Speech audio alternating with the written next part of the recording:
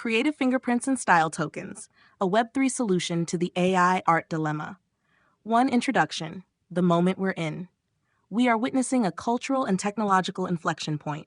Generative AI tools like ChatGPT, Midjourney, and Stable Diffusion are giving millions of people the ability to generate stunning artwork at the push of a button.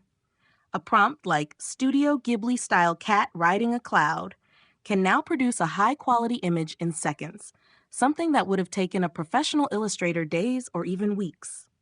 These creations are not direct copies of existing art. They are approximations, evocations, visual tributes inspired by the stylistic fingerprint of beloved creators and studios. And yet, those very creators receive no compensation, no attribution, and no mechanism to benefit from the explosion of interest in their aesthetic. A new kind of dilemma has emerged, one where style itself has become currency, but the original stylists are locked out of the economy. 2. The legal reality versus the emotional truth. From a strictly legal standpoint, this isn't copyright infringement. The law protects works, not styles. You can't copyright watercolor anime with soft lighting and forest spirits, no matter how iconic. And you can't sue someone for generating new work that merely resembles your aesthetic unless they directly copy your characters, logos, or text. But the emotional truth is different. Creators feel a visceral sense of theft, not of property, but of identity. Their creative fingerprint, developed over decades, is now used to generate derivative works at industrial scale while they stand on the sidelines. This creates a dissonance. No crime has occurred, but harm has been felt. 3. Who actually gets hurt? There are two distinct classes of affected parties: legacy creators and studios. Think Studio Ghibli, Tim Burton, Wes Anderson. They don't lose money directly, but they lose exclusivity. Their cultural imprint is diluted. They may see a bump in streaming traffic or merch sales, but they lack a direct way to capture the upside of renewed interest sparked by AI prompts. Working artists and freelancers. This is where the real economic pain lands. Freelance illustrators who used to get hired for anime-style portraits or children's book covers are now replaced by prompts. Their value isn't stolen, it's evaporated. AI becomes the free alternative, and these artists lose clients, income, and visibility. Meanwhile, AI platforms and model owners monetize this shift by selling subscriptions, API access, or cloud compute, becoming the new toll collectors of creativity. 4. The honeypot problem. Some have proposed building central licensing platforms, where creators register their works and receive royalties when their style is invoked by AI. These resemble organizations like ASCAP or BMI in the music world. But here's the catch. Centralized compensation systems become honeypots. They pool funds. They become custodians. They attract misaligned incentives, rent-seeking, fraud, and attacks. Instead of fixing the problem, they recreate it, layering bureaucracy on top of creativity and introducing more middlemen. We must resist the urge to solve a decentralized problem with a centralized solution. This content is brought to you by Bobby Gigs. Promote your brand here and reach a wide audience across platforms like YouTube, Instagram, and Facebook. Follow the links in the description to get started. 5. Enter Web3, from outrage to infrastructure.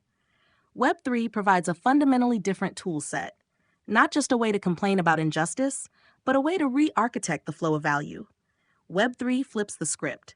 Instead of asking who owns this style, we ask who wants to opt in. Instead of collecting royalties through a central platform, we let creators tokenize their influence and build markets around it.